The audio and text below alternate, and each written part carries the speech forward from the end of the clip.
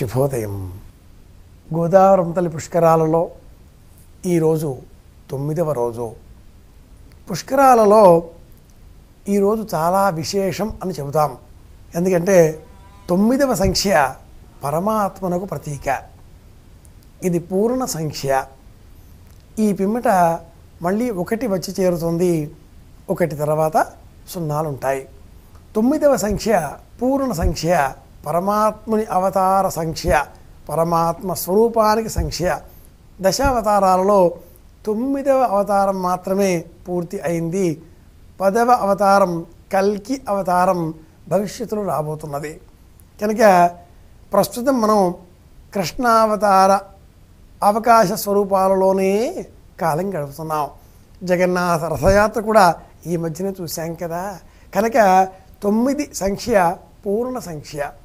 ఆ శ్రీమన్నారాయణుడు తన పరిపూర్ణ అవతారాన్ని నేను పరమాత్ముడిని అని చాటించి విశ్వరూపాన్ని మనకందరికీ కూడా దర్శింపజేసి, ఇలా నన్ను సేవించండి, సర్వధర్మాన్ పరిత్యజ్య మామేకం శరణం వ్రజ అహం త్వాం సర్వపాపేభ్య మోక్షయిష్యామి మా శుచ అంటూ మార్గోపదేశం చేసినటువంటి వాడు. అలాంటి సంఖ్య గోదావరమ్మ తల్లికి ఈరోజు 9వ రోజు.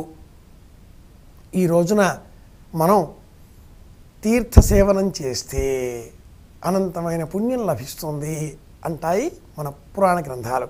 అలాగే ఈనాడు షష్ఠి తిథి కూడా ఉన్న కారణం చేత ఈ షష్ఠి తిథికి కుమార షష్ఠి అని పేరు.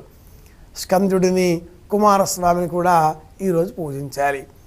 కుమారస్వామిని పూజ చేయాలి అంటే కూడా పుట్టలో పాలు పోస్తాం. గోదావరమ్మ తల్లి పూజించాలి అంటే కూడా పాలతో అభిషేకం చేయాలి. ఈ 9వ రోజు నాడు గోదావరమ్మ తల్లిలో దర్శనం చేసుకుంటూ ఆ తల్లికి ఆనందం కలిగించే విధంగా పాలను సమర్పించాలి. ఆ అమృతతుల్యమైనటువంటి జలధార అలా ప్రవహిస్తుండగా విహిత విధానంగా శాస్త్రోక్తంగా పద్ధతి ప్రకారంగా నమస్కారం చేసి ఆ పిమ్మట మంటపం ఏర్పరచుకొని గణపతిని కృత్య ఆది యాగల ఇబ్బందికరమైనటువంటి ఏవి కూడా మనల్ని బాధ పెట్టకుండా నమస్కారం చేసి ఆ పిమ్మట చెంబుతో నీళ్లు ముంచుకొని ఒడ్డున పెట్టి గోదావరమ్మ తల్లిలోనికి దిగి 3 మొనకలు వేయాలి. గోదావరియే నమః, గోదావరియే నమః, గోదావరియే నమః ఇలా మొనకలు వేసి ఆ పిమ్మట ఒడ్డుకు వచ్చి, అంటే పూర్తిగా నదిలో నుంచి బయటకు వచ్చిన పిమ్మట నడుముకు కట్టుకున్న అంగవస్త్రాన్ని విప్పి ఒడ్డున పిండాలి, నదిలో కాదు. ఇది గుర్తుపెట్టుకుందాం. ఆ పిమ్మట ఆ తడి వస్త్రంతో దేహమంతా కూడా అలదుకొని పొడి వస్త్రాలు కట్టుకొని, అలా తడి వస్త్రాలతో పూజ చేయకూడదు, పొడి వస్త్రాలు కట్టుకొని తడి వస్త్రములు పిండి ఆ పక్కన పెట్టేసి తిరిగి మళ్ళీ గోదావరమ్మ సమీపానికి వెళ్ళి ఒడ్డున ఏదైనా ఒక రాయి, ఒక స్థలం, నీరు అలా తగిలే చోట చూచుకొని తీసుకువెళ్ళినటువంటి పసుపు కుంకుమలను ఆ గోదావరమ్మ తల్లికే బొట్టు పెడుతున్నామా అన్నట్లుగా ఇలా కొద్దిగా విదిలించి ఆ పిమ్మట శేషం మనం బొట్టుగా పెట్టుకోవాలి. పురుషులు భస్మం ధరించాలి, స్త్రీలు కుంకుమను అలదుకోవాలి, కుంకుమని నుదుటన తిలకంగా ధరింకరించాలి. అలాగే పసుపును ముఖానికి రాచుకోవాలి, గంధాన్ని మెడకు అలదుకోవాలి.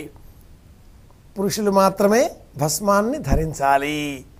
ఇలా తమ తమ ఆచార విధానాలకు అనుగుణంగా ఊర్ధ్వపుండ్రములు లేదా త్రిపుండ్రములు లేదా గుండ్రని బొట్టు ధరించి ఆ పిమ్మట గోదావరమ్మ తల్లికి మళ్ళీ నమస్కారం చేసి పువ్వులు ఆ నీటిలో విడిచిపెట్టాలి.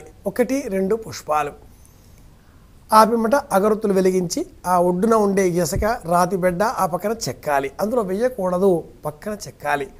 ఇదంతా కూడా మౌనంగా గోదావరియే నమః, గోదావరియే నమః, గోదావరియే నమః అంటూ మనస్సులో గోదావరి నామాన్నే జపం చేయాలి. ఎంత పుణ్యం మనం చేసుకుంటామో అంత మౌనం మనం పాటించగలిగితే. కావలసిందల్లా కూడా మానసిక శుద్ధి, మనశ్శుద్ధి. బాహ్య అంతరశుచి అని మనం స్నానం చేస్తాం. బాహ్య శుద్ధి కోసం అలా గోదావరమ్మ తల్లి ఒడిలో మునిగానాం తేలానాం. మరి అంతఃశుద్ధి ఇక్కడ నామ సంకీర్తనం. ఆ పిమ్మట గోదావరి తల్లికి ఉండేటటువంటి అష్టోత్తర శతనామావళులు జ్ఞాపకం ఉంటే చెబుదాం, లేని పక్షంలో గోదావరియే నమః, గోదావరియే నమః, గోదావరియే నమః నామ సంకీర్తనం చాలు. ఆ పిమ్మట హారతిని ఇవ్వాలి. అరటి బోదెలో 2 వత్తులను, నిలువు వత్తులను వేసి ఆవు నేతితో వెలిగించి ఆ అరటి బోదెతో గోదావరమ్మ తల్లికి హారతి ఇచ్చి, అమ్మా నీవు క్షేమంగా ఉంటేనే మేము క్షేమంగా ఉంటాం, నీవు అనుగ్రహిస్తేనే మేము ఆహారాన్ని స్వీకరించగలుగుతాం, నీ ఒడిలోనే మాకు జీవితం అని చెప్పి ఆ అరటి బోదెను బహుజాగ్రత్తగా నీటి వడి తక్కువగా ఉంటే గోదావరమ్మలో విడిచిపెడదాం, నీటి వడి ప్రవాహ వేగం అధికంగా ఉంది, అనేక మంది భక్తులు స్నానాలు చేస్తున్నారు అని తెలిసినప్పుడు ఆ అరటి బోదె ముక్కని ఆ దీపాలతో సహా అలా చూపించి ఒడ్డున ఎక్కడైతే మనం ఒక రాతి బిడ్డ చూచుకొని పసుపు కుంకుమలు విదిలించి మనం బొట్టు పెట్టుకున్నామో అక్కడ ఈ 2 దీపాలను హారతి ఇచ్చాం అనేటటువంటి భక్తి భావనలతో సమర్పణ చేద్దాం. తీసుకువెళ్ళినటువంటి పటిక బెల్లం నైవేద్యంగా సమర్పిద్దాం.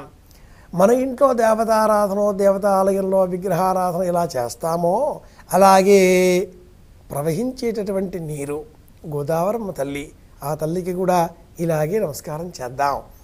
ముఖ్యం పాలను ఈరోజు నీటిలో సమర్పించడం ద్వారా గోదావరమ్మ తల్లి అనుగ్రహాన్ని పొందిన వాళ్ళం అవుతాం. సుబ్రహ్మణ్యేశ్వరారాధన ఎలా చేస్తామో అలా ఈరోజు మనం ఇక్కడ అర్చన చేయాలి. పితృదేవతలకు ప్రీతికరంగా కూడా పిండ ప్రదానాలు ఈ 9వ రోజున చేస్తే విశేషం, మరింత శ్రేయోదాయకం అని కూడా సంప్రదాయం తెలియజేస్తుంది. అమావాస్య నాడు కానీ 9వ రోజు నాడు కానీ గోదావరి తీర్థ విధులను మనం పాటించినట్లయితే, పుష్కర విధులను పాటించినట్లయితే అనంత కోటి జన్మల పుణ్యఫలాన్ని మనం పొందిన వాళ్ళం అవుతాం అంటూ కూడా గోదావరి మహాత్మ్యం తెలియజేస్తుంది. మన భాగ్యవశాత్తు ఈరోజు ఆ రోజు 9వ రోజు. అలాగే ఈరోజు మనకు కుమార షష్ఠి కూడా కలిసి వచ్చిన కారణం చేత ఇతోధికంగా స్నానం, దానం, పితృకర్మలను ఈ 3ంటిని ఆచరిద్దాం. కృతజ్ఞతగా నమస్కారాలు తెలియజేద్దాం. అందరూ ఆనందంగా ఉండాలి అని కోరుకుంటూ ఒక చక్కని భక్తి గీతం విందాం.